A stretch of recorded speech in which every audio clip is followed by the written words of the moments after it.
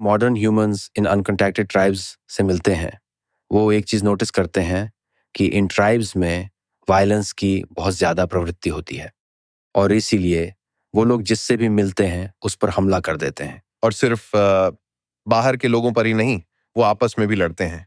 और यानोमामो तो इसी के लिए मशहूर हैं कि उनके आपसी झगड़े कभी भी खत्म नहीं होते।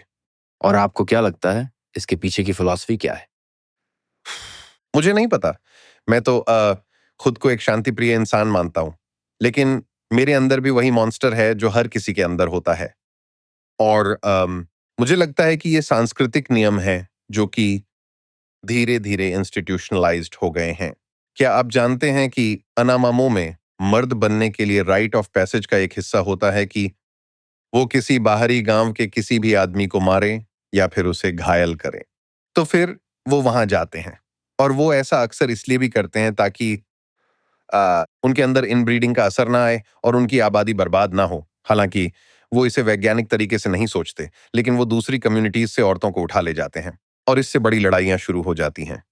एक और चीज जिससे लड़ाइयां होती हैं, जब किसी ने शुरू भी नहीं की होती, वो है इलनेस। अब मैं एक बात बताना चाहूंगा कि अमेजन और प्राचीन अमेरिका में बीमारी को एक बायोलॉजिकल चीज नहीं माना जाता था, बल्कि एक स्पिरिचुअल चीज समझा जाता था।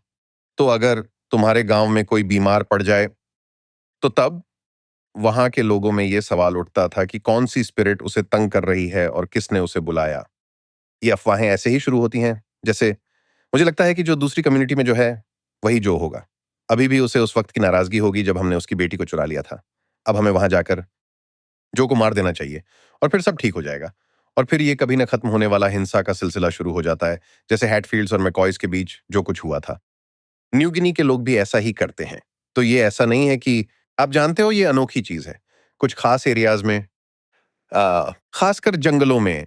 और अब जब मैं सोचता हूं तो वहां लोग छिपे रहते हैं और एक दूसरे पर हमला करते हैं, जैसे कि ये उनकी संस्कृति का हिस्सा हो। एक मुश्किल काम है, बिना किसी अनकॉन्टैक्टेड ट्राइब से संपर्क किए हुए उन्हें स्टडी करना, उनकी लैंग्वेज समझना, उनके माइंड की फिलॉसफी समझना, उनकी कम्युनिकेशन स्टाइल और उनकी हायरार्की समझना। ये एक तरह से पहेली सुलझाने जैसा है। और हाँ, आप जानते हैं, पेरू में एक बहुत दिलचस्प स्टोरी थी, शायद कोई 8 साल पहले।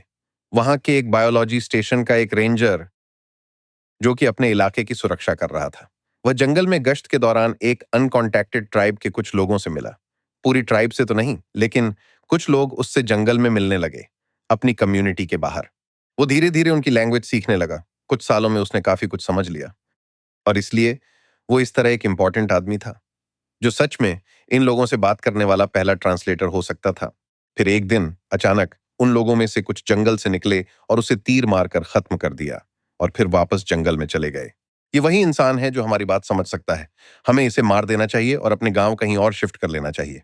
तो ये लोग सच में उस सोच को अपनाते हैं, जैसे आपने कहा था, मॉन्स्टर वर्सेस पप्पी। मुझे लगता है हर इंसान के अंदर ये दोनों चीजें होती हैं, मेरा मानना है। आप जानते हैं, हम मुझे ऐसा लगता है कि हमें अपने बेटर एंजल्स की सुननी चाहिए, क्योंकि अगर नहीं सुनी तो हम सिर्फ एक हिंसक प्रजाति बनकर रह जाएंगे, जो सिर्फ अपनी जरूरतों के लिए दूसरों पर हमला करती है। और ये एक रोज का फैसला है जो हम करते हैं कि हम जंगली न बने। ये याद रखना काफी दिलचस्प है कि सभ्य समाज में कौन सी चीजें हमें इस हिंसा से आगे बढ़ने में मदद करती हैं। लेकिन ये कर सकता है, ये बुलाया भी जा सकता है।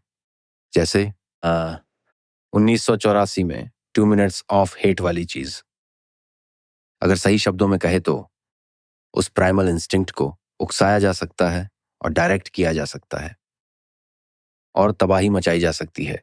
और हमारे स्पोर्ट्स भी इसी चीज पर बेस्ड हैं, जहां इन्हीं आक्रामक इच्छाओं को पॉजिटिव डायरेक्शन में मोड़ा जाता है, ताकि आखिर में कोई मर ना जाए। हाँ,